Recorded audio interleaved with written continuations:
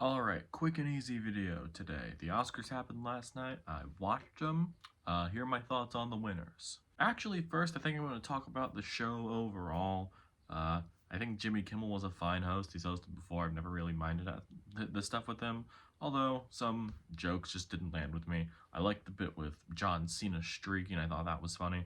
Also, John Mulaney should host next year. I don't really think that's a question, but I think that'd be wonderful. And while I do prefer them showing clips of the nominated actors and actresses, I did like the idea of past winners getting different, uh, like different anecdotes to the current nominees. I thought that was cool, although I did want to see some clips. In terms of overall, like winners, it's no surprise that Oppenheimer ended up being the big winner of this year.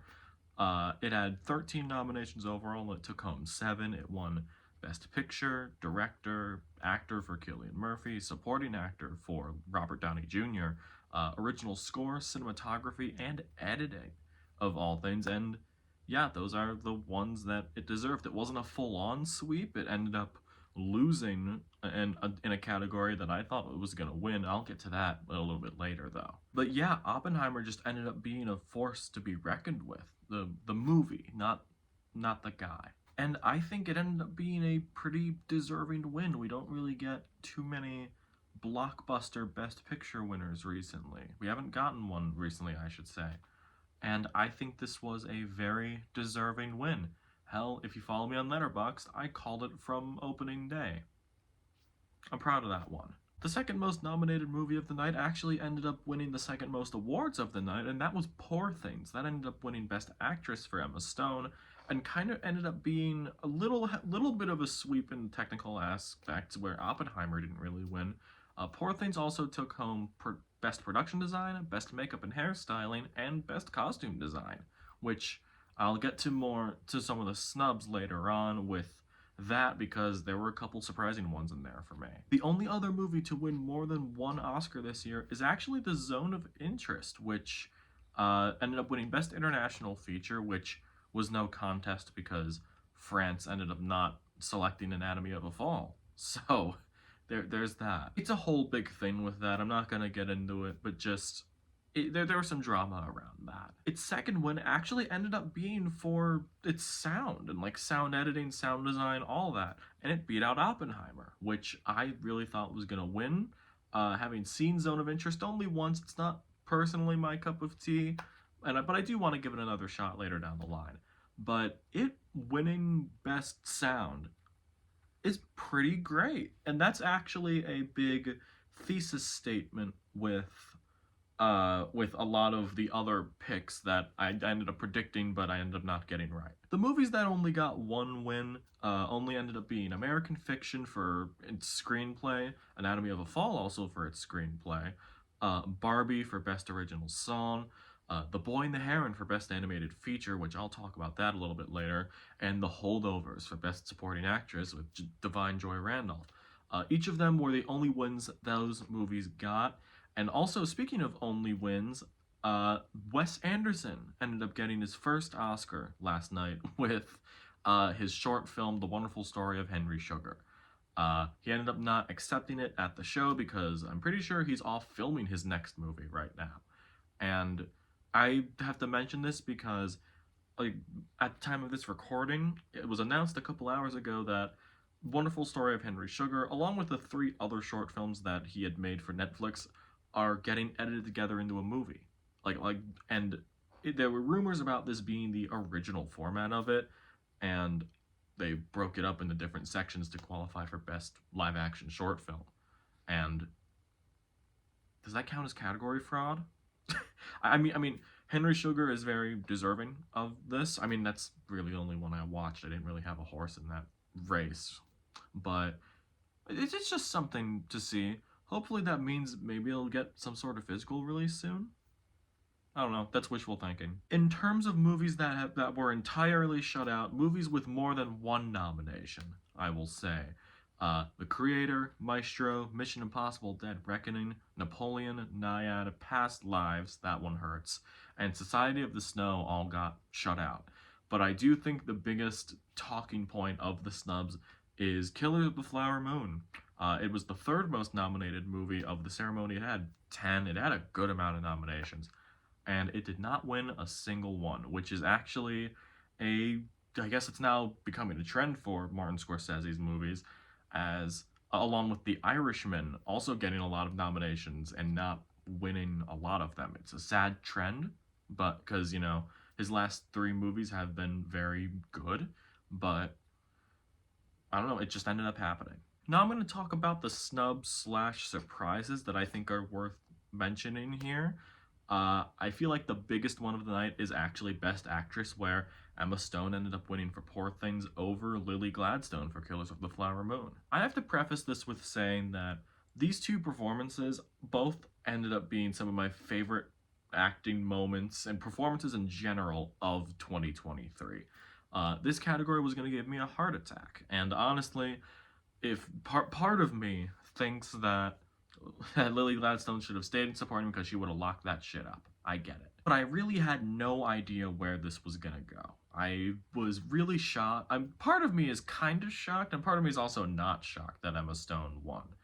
I do think Poor Things is is the best performance of her career, and also I think Lily Gladstone is an awesome performance, and I think is really gonna stand the test of time in terms of acting performances that were snubbed at the Oscars. And that's also not to say that Emma Stone is like an awful performance. I just said she's one of my favorite performances of the year. A lot of people have that sentiment, but it felt like a shotgun blast to the chest either way.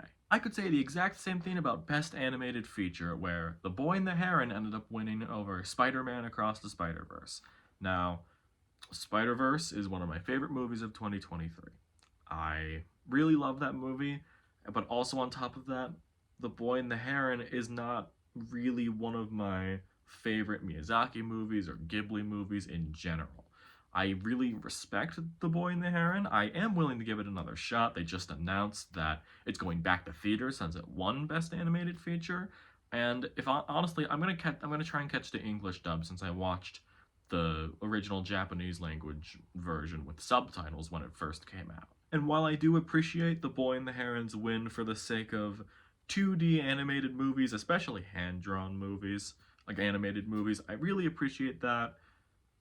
Boy, did it hurt when Spider-Verse didn't win this. I get that the first one won, and I think that's the better movie, but it is really it hurt a little bit. I can't say that I wasn't let down a little bit. This one I was much more elated with. Best visual effects ended up going to Godzilla -1 over The Creator, which I really thought was gonna win it, but I held hope for Godzilla. I guess they both kind of had that same narrative of these movies are on a lower budget, but look at what they did with that budget. And while I admittedly hated The Creator, I did at some point, I know I'm gonna go back to it, maybe I'll eat my words on it, but I hated The Creator. I couldn't even deny how good the visual effects were for like a 70-80 million dollar budget movie. I think it was pretty impressive. Maybe it just helped that I liked Godzilla -1 more than The Creator, but I feel like that was a much more ambitious movie with its effects, mainly saying that this is like it's a new Godzilla movie. It's a Toho one. That was the first one I had even seen. I haven't even seen the original one, but seeing that's what they're going for in this. Just it's a classic monster movie.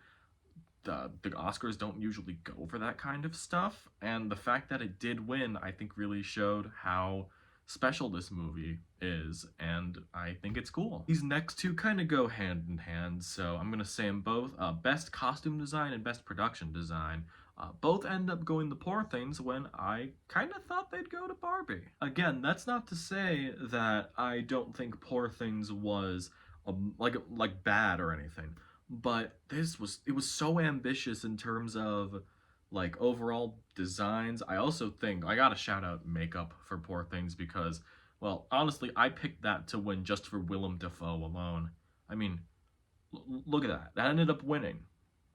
Very deserved. But there was so much emphasis on Barbie's technical craft in this, where I wouldn't have been surprised if Barbie and Oppenheimer split that technical craft stuff where Barbie just didn't get any. It only ended up winning Best Original Song for What Was I Made For, which, yeah, that's the best song nominated. I mean, yeah, it's just more of a personal bias for me more than anything, but I did like the look and overall aesthetic of Poor Things and also Barbie. I liked both of them. It was pretty tough trying to figure out which one would win those two. I'm just surprised Poor Things won both of them, and they're both very deserving, but also Barbie was very deserving. I was a little surprised at that. I'm gonna touch on this one again just because I have it on my list, but The Zone of Interest winning Best Sound is pretty awesome.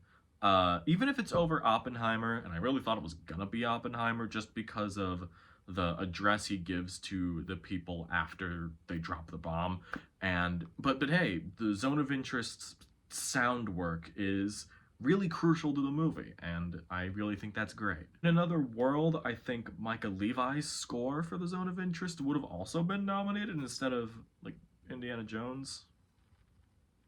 But even before I had heard about the Zone of Interest, the first time I'd even heard about it, it had said, like, you have to see this in the theater simply because of the sound work.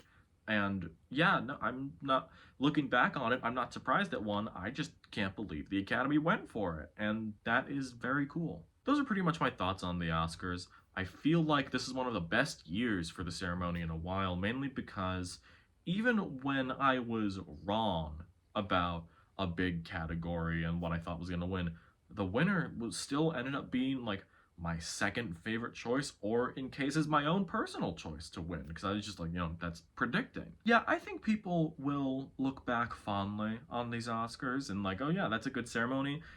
They mostly picked the more popular picks. I especially think the Oppenheimer Best Picture win is gonna age really well as we progress through this decade. When we like, if we're gonna rank from like 2019 to 2029 Best Picture winners, I feel like Oppenheimer is gonna be up there alongside with probably Parasite, honestly. Let me know what your favorite Best Picture nominee was this year. I feel like that could be fun. And also, if you had to nominate a movie from last year for Best Picture, what would it be? And also, I'm going to challenge you for this. What would you take out? Gonna get you with that one.